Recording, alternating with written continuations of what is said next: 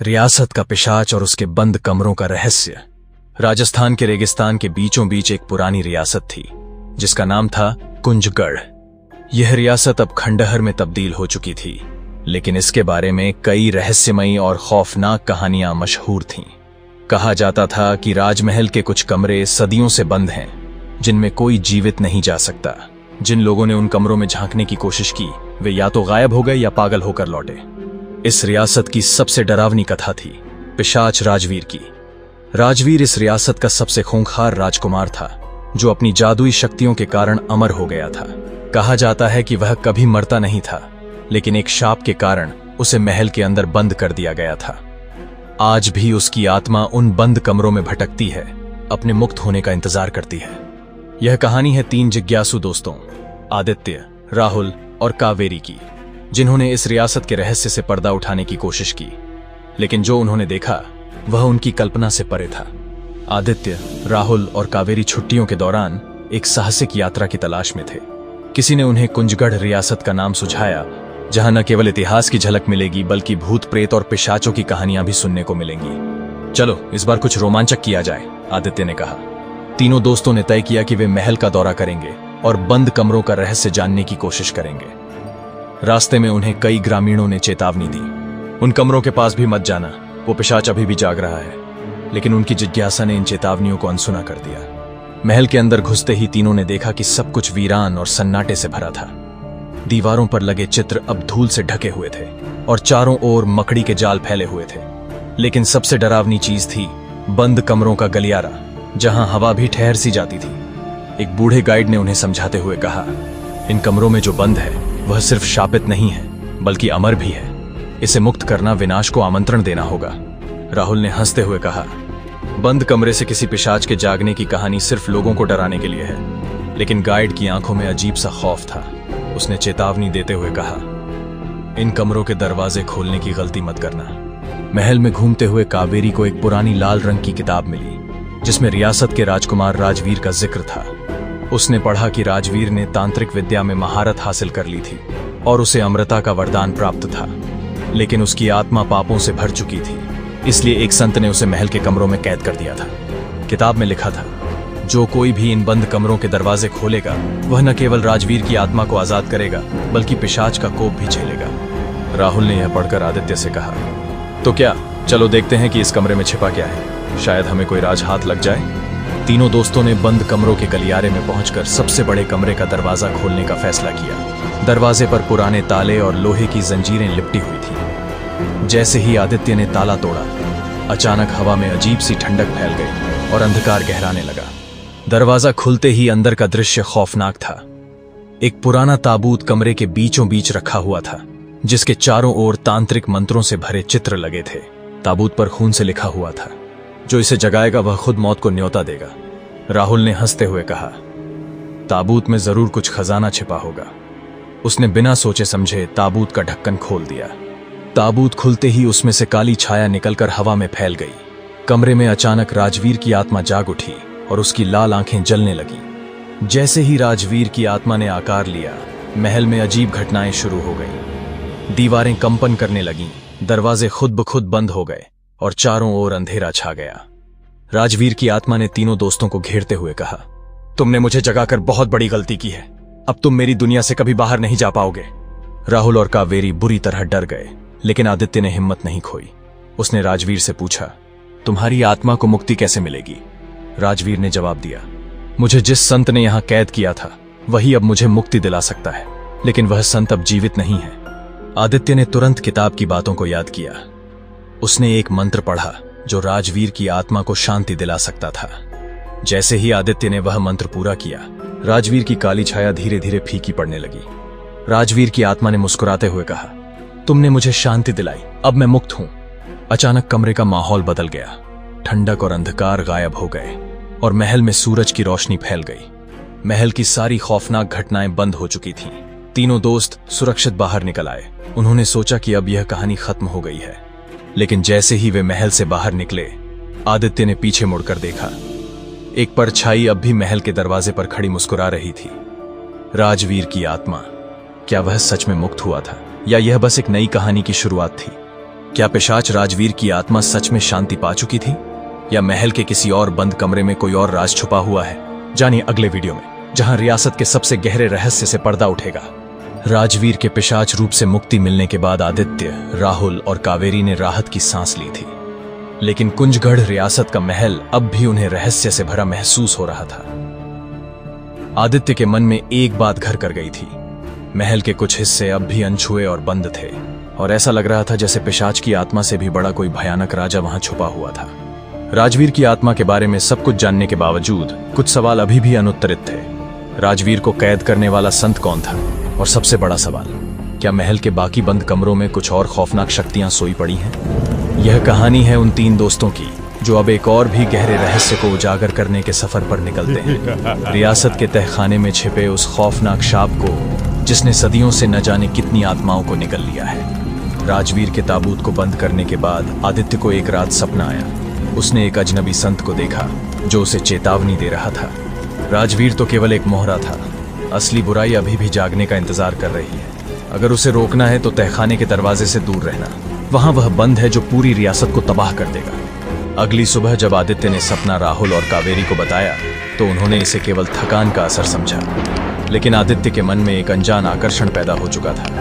अगर कोई संत मुझे सपना दिखा सकता है तो यकीनन तहखाने में कुछ ऐसा जरूर छिपा है जिसे उजागर करना जरूरी है। महल के प्राचीन नक्शों में तहखाने का कोई जिक्र नहीं था, लेकिन कावेरी को महल की पुरानी लाइब्रेरी में एक गुप्त पर्ची मिली जिसमें लिखा था, कुंजगढ़ की असली शक्ति महल के नीचे छिपी है। जो तहखाने का दरवाजा खोलेगा वह मृत्यु और जीवन के बीच की रेखा को तोड़ देगा। तीनों दोस्तों ने महल के गहरे हिस्सों में खोजबीन शुरू की। कई घंटे बीत गए और अंत में उन्हें पुराने महल के पिछले हिस्से में एक गुप्त सीढ़ी मिली जो सीधे नीचे की ओर जा रही थी। सीढ़ियों का रास्ता अंधेरे और भारी नमी से भरा था, जैसे वह सदियों से बंद पड़ा हो। नीचे पहुंचकर उन्हें पत्थर से बना एक विशाल दरवाजा दिखाई दिया। दरवाजे पर तांत्रिक चिन्ह और मंत्र खुदे हुए थे। यह दरवाजा पिशाच से भी खतरनाक किसी चीज को रोकने के लिए बनाया गया था, कावेरी ने चिंतित होकर कहा। दरवाजे के ऊपर एक चेतावनी खुदी हुई थी, जो भी इस दरवाजे को खोलेगा वह अपनी आत्मा को अंधकार को सौंप देगा। राहुल ने हल्के अंदाज में कहा, आत्मा को सौंपने जैसी बातें सिर्फ डराने के लिए लिखी जाती हैं। लेकिन आदित्य और कावेरी को इस दरवाजे को खोलने में हिचकिचाहट हो रही थी। हम पहले ही एक बार गलती कर चुके हैं राहुल, आदित्य ने कहा। यह दरवाजा किसी भयानक चीज को रोकने के लिए बंद है, इसे खोलना सही नहीं होगा। राहुल ने आदित्य की चेतावनी को नजरअंदाज कर दिया और दरवाजे पर लगे प्राचीन ताले को तोड़ने का फैसला किया। जैसे ही दरवाजा खुला, एक ठंडी हवा का तेज झोंका चारों ओर फैल गया। हवा के साथ आई बदबू इतनी भयानक थी कि तीनों को उल्टी जैसा महसूस हुआ। अंदर एक बड़ी पत्थर की वेदी रखी थी जिसके चारों ओर जले हुए कंकाल पड़े थे। वेदी के ठीक ऊपर एक सफेद धुएं जैसी छाया मंडरा रही थी। जैसे ही तीनों ने वेदी के करीब जाने की कोशिश की, वह धुआं तेजी से फैलकर उनके चारों ओर घेराबंदी करने लगा। अचानक वेदी पर बैठी छाया ने एक मानव आकृति का रूप ले लिया। यह एक तांत्रिक आत्मा थी जिसने खुद को अमृता के बदले शैतान के हवाले कर दिया था। तुमने मुझे जगा दिया है, आत्मा ने गूंजती हुई आवाज में कहा। अब तुम सब मेरे साथ इस अंधकार का हिस्सा बनोगे। अचानक महल का हर दरवाजा बंद हो गया। चारों ओर केवल अंधकार और आत्मा की गूंजती हंसी सुनाई देने लगी। आत्मा ने कहा, तुम अब इस महल का हिस्सा हो, यहां से कोई नहीं जा पाएगा। आदित्य, राहुल और कावेरी ने बाहर निकलने का रास्ता खोजने की कोशिश की, लेकिन हर बार वे केवल उसी वेदी के पास लौट आते। ऐसा लग रहा था जैसे समय और स्थान उनके खिलाफ काम कर रहे हों। कावेरी ने रोते हुए कहा, हम यहां से कभी नहीं निकल पाएंगे। राहुल ने समझदारी दिखाते हुए कहा, हमें इस आत्मा को शांत करना होगा, लेकिन कैसे? आदित्य को अचानक राजवीर के सपने में आए संत की बात याद आई। वह आत्मा केवल उसी मंत्र से शांत होगी जो शुद्ध हृदय से बोला जाएगा, संत ने कहा था। आदित्य ने पुरानी किताब में से एक मोक्ष मंत्र ढूंढा और उसे पढ़ने की कोशिश की, लेकिन जैसे ही उसने मंत्र का उच्चारण शुरू किया, आत्मा ने जोर से चीखते हुए उसे रोकने की कोशिश की। आत्मा ने कहा, यह मंत्र केवल सत्य और त्याग की भावना से बोला जा सकता है। अगर तुम्हारा हृदय शुद्ध नहीं है तो तुम सब यहीं मरोगे। आदित्य ने सोचा, अगर हमें यहां से निकलना है तो किसी को खुद को बलिदान देना होगा। राहुल ने तुरंत आगे बढ़ते हुए कहा, मैं वह बलिदान दूंगा, मैं ही इस दरवाजे को खोलने के लिए जिम्मेदार हूं। राहुल ने आत्मा के सामने बैठकर कहा, अगर मेरी आत्मा लेने से तुम शांत हो सकते हो तो मैं तैयार हूं। आत्मा ने अचानक से अपना रूप बदल लिया। वह अब एक शांत और दयालु संत की आकृति में बदल गई। तुम्हारा बलिदान सच्चे हृदय से है, आत्मा ने कहा। अब तुम सब मुक्त हो। जैसे ही आत्मा शांत हुई, महल का अंधकार गायब हो गया और दरवाजे खुद ब खुद खुलने लगे। तीनों दोस्त महल से बाहर निकल आए, थके हुए लेकिन जीवित। लेकिन कहानी यहीं खत्म नहीं होती। आदित्य ने बाहर निकलते समय देखा कि तहखाने के दरवाजे पर अब एक नई चेतावनी खुद चुकी थी। हर शाप का अंत एक नई शुरुआत है, तैयार रहो, क्योंकि अगली बार तुम किसे जगाओगे ये तुम्हारे बस में नहीं होगा। आखिर कौन सी बुरी शक्ति अब भी कुंजगढ़ महल में छिपी हुई है? क्या यह सिर्फ एक शुरुआत है या इस रियासत के तहखाने में अब भी कोई भयानक राज छुपा है? जानिए अगले वीडियो में। कुंजगढ़ महल के तहखाने से बाहर निकलने के बाद आदित्य, राहुल और कावेरी ने सोचा कि उनका भयानक सफर अब समाप्त हो चुका है। लेकिन महल का आखिरी संदेश, हर शाप का अंत एक नई शुरुआत है, उनके मन में घर कर गया था। उन तीनों को अंदाजा नहीं था कि यह सिर्फ एक नए बी से संध्या आवाहा ज्यादा खतरनाक रहस्य की शुरुआत थी। 3 दिनों के बाद आदित्य को एक और सपना आया। इस बार उसने एक घना जंगल और एक रहस्यमयी काला सरोवर देखा, जिसमें डूबते ही आत्माएं चीखने लगती थीं। एक अधजली लड़की की आत्मा ने उसकी ओर हाथ बढ़ाते हुए कहा, मुझे मुक्त करो, मैं अब भी इस जल में फंसी हूं। आदित्य ने सपने की बात कावेरी और राहुल को बताई, लेकिन दोनों ने इसे महल के अनुभव के बाद हुआ मनोवैज्ञानिक असर समझा।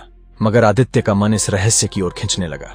कावेरी ने सुझाव दिया, हो सकता है यह सपना सिर्फ एक इत्तेफाक हो, लेकिन अगर हम कुंजगढ़ के इतिहास की जांच करें तो शायद हमें कोई सुराग मिल जाए।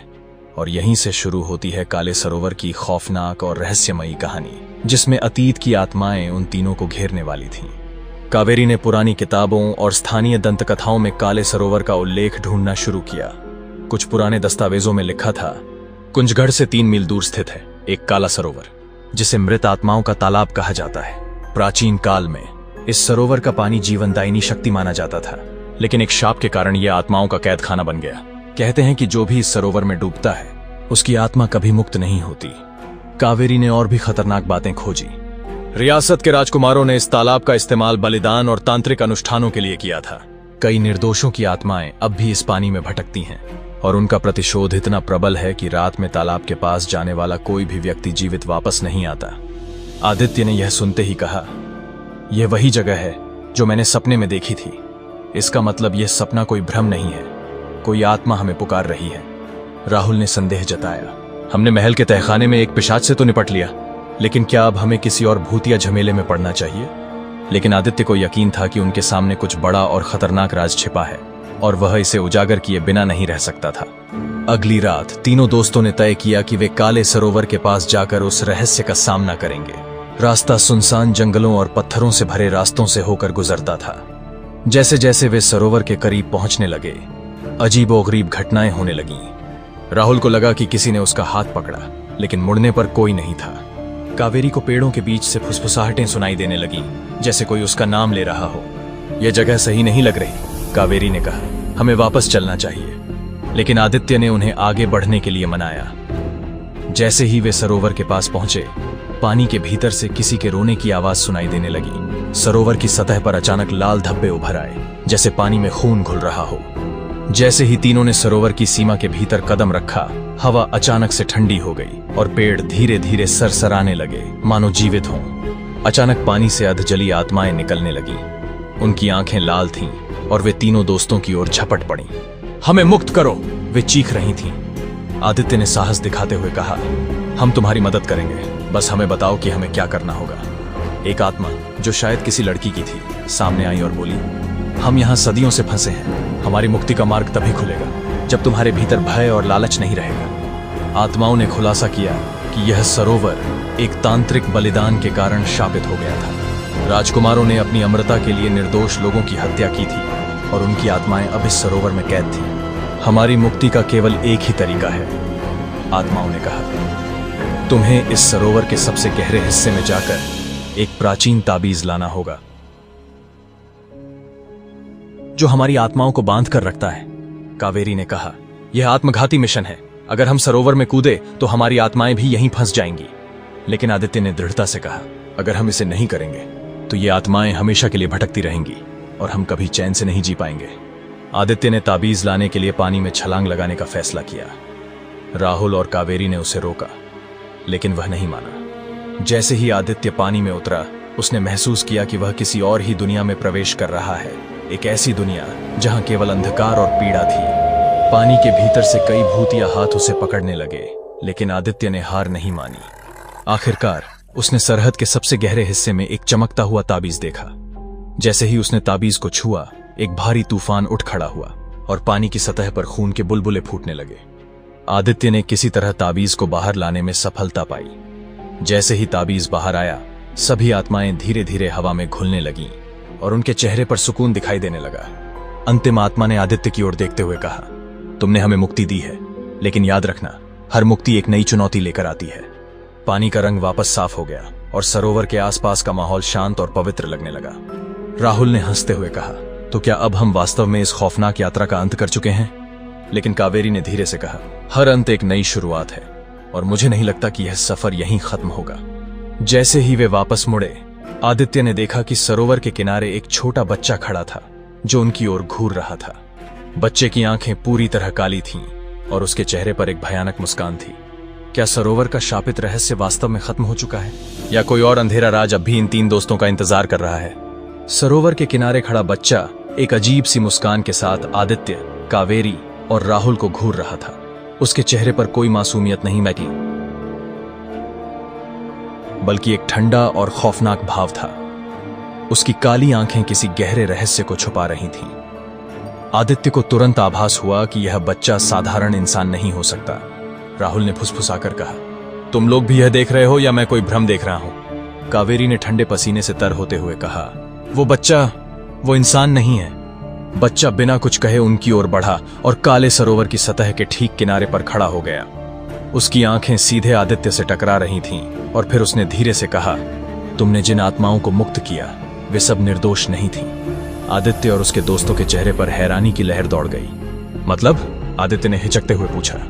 बच्चे की आंखें और गहरी हो गईं और उसके होंठों पर वह रहस्यमयी मुस्कान फैल गई। तुमने जिन आत्माओं को आजाद किया वे सिर्फ पीड़ित नहीं थीं। उनमें से कुछ वो हत्यारे और पापी थे जिन्होंने अपने बलिदान में निर्दोषों का खून बहाया। और अब जब वे मुक्त हो चुकी हैं तो तुम्हारे पास दो ही विकल्प हैं, या तो तुम इस शाप का बोझ उठाओ या अपनी आत्मा भी इस जल में समर्पित कर दो। यह सुनकर कावेरी के दिल में खौफ की सिहरन दौड़ गई। वह घबराते हुए बोली, तो क्या हमने एक बड़ी भूल कर दी है? क्या हमें इन आत्माओं को मुक्त नहीं करना चाहिए था?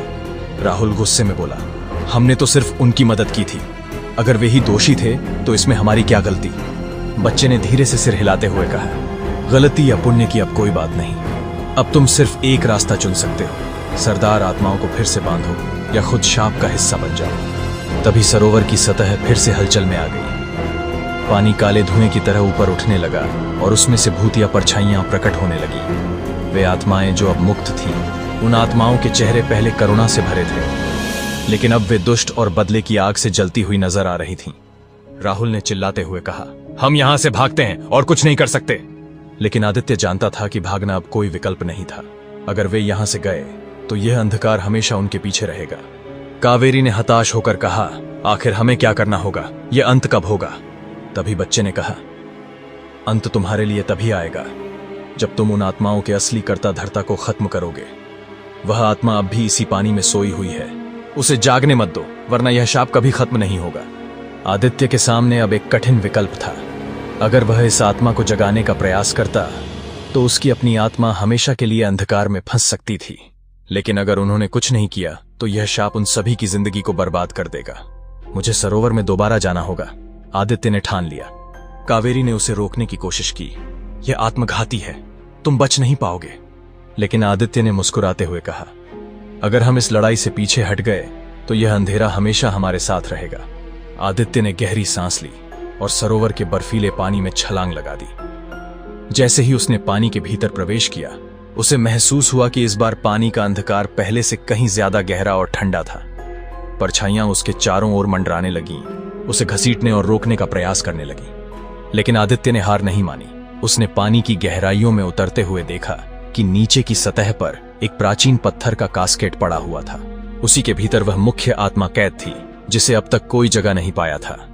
आदित्य ने कास्केट को खोलने की कोशिश की और जैसे ही उसका ढक्कन उठा, एक भयंकर चीख पूरे पानी में गूंज उठी।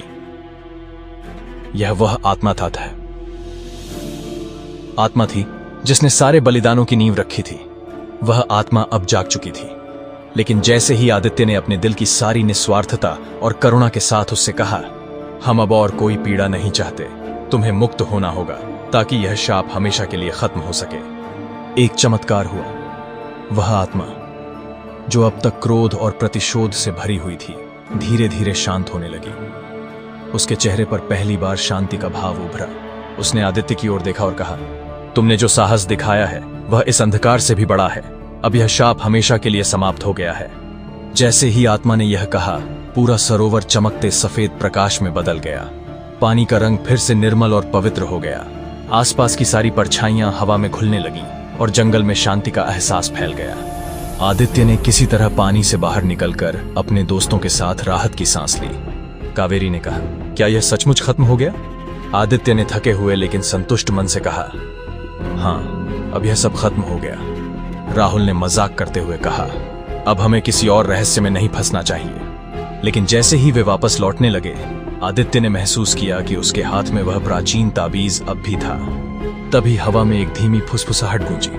हर अंत एक नई शुरुआत है। तीनों ने एक दूसरे की ओर देखा और बिना कुछ कहे आगे बढ़ गए, लेकिन उनके दिलों में यह एहसास हमेशा रहेगा कि कुछ कहानियां कभी खत्म नहीं होती। क्या वाकई यह रहस्य खत्म हो गया या यह सिर्फ एक नए भयावह सफर की शुरुआत थी? इंतजार कीजिए, क्योंकि अगली कहानी में और भी गहरे राज खुलने वाले हैं। आदित्य, कावेरी और राहुल सरोवर के शांत जल को देखकर राहत की सांस ले रहे थे। चारों ओर फैली शांति ने उनके दिलों को सुकून दिया। अंधकार अब खत्म हो चुका था। न कोई परछाई, न कोई दुष्ट आत्मा। ऐसा लग रहा था मानो वर्षों पुराना शाप इस सरोवर से हमेशा के लिए मिट चुका। कावेरी ने थकी आवाज में कहा, क्या यह सचमुच खत्म हो गया? आदित्य ने पानी की ओर देखते हुए सिर हिलाया। हाँ, अब सब कुछ ठीक हो गया है। लेकिन राहुल का चेहरा अब भी थोड़ा संशय से भरा था। उसने चारों ओर देखा और धीरे से फुसफुसाया, यह शांति असली है या फिर कोई और धोखा? आदित्य ने उसकी पीठ थपथपाते हुए कहा, सब खत्म हो चुका है राहुल, हमें अब पीछे मुड़कर नहीं देखना चाहिए। तीनों ने तय किया कि अब यहां और समय बिताना सही नहीं होगा। वे भारी कदमों से जंगल के उस रास्ते पर लौटने लगे जो उन्हें गांव की ओर ले जाता था। चलने के दौरान हर कदम के साथ उन्हें ऐसा महसूस हो रहा था जैसे उन्होंने अपने ऊपर लदे किसी भारी बोझ को उतार दिया हो। जंगल के किनारे पहुंचते ही राहुल ने ठिठक कर पीछे मुड़कर देखा। क्या हम वाकई यहां से खाली हाथ जा रहे हैं? उसने मजाकिया लहजे में कहा। आदित्य मुस्कुराया और बोला, खाली हाथ नहीं दोस्त, हम अनुभव और साहस लेकर जा रहे हैं। कावेरी ने चुटकी लेते हुए कहा, और उम्मीद है कि अब हमें किसी और भूतिया जगह का सामना नहीं करना पड़ेगा। जब वे गांव पहुंचे तो सवेरा हो चुका था। सूरज की हल्की किरणें खेतों और घरों पर पड़ रही थीं। गांव में भी सब कुछ सामान्य लग रहा था। वह तनाव और भय जो गांव वालों के चेहरों पर दिखता था अब गायब हो चुका था। ऐसा लग रहा था जैसे किसी ने पूरे गांव को अंधकार से मुक्त कर दिया हो। गांव के सरपंच ने उन्हें दूर से ही देखकर हाथ जोड़ लिए और आभार भरे शब्दों में कहा, आप सबने जो किया उसके लिए हम ताउम्र आपके ऋणी रहेंगे। वह शाप अब हमेशा के लिए खत्म हो चुका है। गांव वालों ने उन तीनों को श्रद्धा और सम्मान के साथ विदाई दी। आदित्य भी से कावेरी और राहुल ने भी मुस्कुराते हुए अलविदा कहा और अपने जीवन में लौटने का मन बना लिया। जैसे ही तीनों ने गांव की सीमा पार की और शहर की ओर जाने वाले रास्ते पर कदम रखा, आदित्य को अपने हाथ में कुछ महसूस हुआ। उसने अपनी मुट्ठी खोली तो देखा कि वह वही प्राचीन ताबीज अब भी उसके पास था। वही ताबीज जिसे उसने सरोवर के भीतर से निकाला था। कावेरी और राहुल ने भी उसे देखा और चौंक गए। राहुल ने घबराते हुए कहा, तुमने इसे फेंका क्यों नहीं? आदित्य ने उलझन भरे स्वर में कहा, मुझे लगा था मैंने इसे पानी में छोड़ दिया था। उसकी आवाज में एक अजीब सी बेचैनी थी। कावेरी ने गंभीरता से कहा, आदित्य, इसका मतलब क्या है? क्या सच में सब खत्म हो गया या कुछ और रहस्य बाकी है? आदित्य ने गहरी सांस लेते हुए ताबीज को अपनी जेब में रख लिया और हल्के से मुस्कुराया। शायद कुछ रहस्य कभी खत्म नहीं होते, लेकिन जो भी हो हम अब तैयार हैं। जैसे ही तीनों शहर की ओर बढ़े, उनके पीछे से हवा में एक धीमी फुसफुसाहट गूंजी। हर अंत एक नई शुरुआत है। और इस तरह रियासत के पिशाच का शाप खत्म हुआ। लेकिन हर कहानी के अंत में एक ऐसा मोड़ होता है जो हमें सोचने पर मजबूर कर देता है। क्या वाकई सब कुछ खत्म हो गया या अंधकार ने कहीं और नई जगह पकड़ बना ली है? अगली कहानी में और भी रहस्य और रोमांच का इंतजार है। तैयार रहिए, क्योंकि हर अंत एक नई शुरुआत होती है। आदित्य, कावेरी और राहुल ने सरोवर में ताबीज डालते समय मन ही मन यह प्रार्थना की थी कि जो भी रहस्य और भूतिया आतंक इस पिशाच के कारण फैला था, वह हमेशा के लिए समाप्त हो जाए। जैसे ही ताबीज पानी में डूबा, एक तेज चमक चारों ओर फैल गई। सरोवर के जल में मानो कोई हलचल हुई और फिर सब कुछ शांत हो गया। इतना शांत मानो वहां कभी कुछ घटित ही नहीं हुआ हो। तीनों वापस हवेली की ओर लौटे ताकि यह सुनिश्चित कर सकें कि वहां अब कोई दुष्ट आत्मा शेष नहीं है। हवेली के प्रवेश द्वार पर पहुंचते ही उन्हें तुरंत एक अजीब सी राहत का एहसास हुआ। हवेली, जो अब तक ठंड और अंधकार में लिपटी हुई थी, अब बिल्कुल सामान्य लग रही थी। आदित्य ने धीरे से कहा, यह जगह अब बिल्कुल अलग लग रही है, मानो जो भी बुरी ताकतें थीं, वो हमेशा के लिए खत्म हो गई हैं। वे उस बंद कमरे में गए जहां पिशाच की सबसे गहरी ताकतें कैद थीं। अब वह कमरा न तो ठंडा था, न उसमें कोई अजीबोगरीब आवाजें सुनाई दे रही थीं। हवेली के हर कोने में शांति और सुकून का माहौल था। राहुल ने कमरे की जंजीरें देखीं, जो कभी खुद ब खुद हिलती थीं, अब वे शांत और स्थिर पड़ी थीं। हवा का ठंडा झोंका, जो हमेशा रहस्यमय प्रतीत होता था, अब बस एक साधारण हवा थी। पिशाच का शाप हमेशा के लिए खत्म हो चुका था। अगले दिन तीनों गांव के सरपंच से मिलने पहुंचे और पूरी घटना का ब्यौरा दिया। सरोवर में ताबीज डालने के बाद पिशाच की आत्मा मुक्त हो चुकी थी। अब वह आत्मा किसी भी जीवित व्यक्ति को परेशान नहीं करेगी। नहीं हवेली से कोई बुरा साया बाहर निकलेगा। सरपंच की आंखों में धन्यवाद और राहत के आंसू थे। उसने कहा, आप तीनों ने न केवल हमारे गांव को बचाया है, बल्कि हमें बरसों पुराने भय से भी आजाद किया है। अब हमें किसी अंधेरे में जीने की जरूरत नहीं। गांव वालों ने उन तीनों का सम्मान और आभार व्यक्त किया। पूरी रियासत को पता चल गया कि वर्षों पुराना यह पिशाच और उसकी बुरी ताकतें हमेशा के लिए खत्म हो चुकी हैं। गांव वालों ने फैसला किया कि हवेली को बंद ही रखा जाएगा, ताकि यह भयानक इतिहास फिर कभी न दोहराया जाए।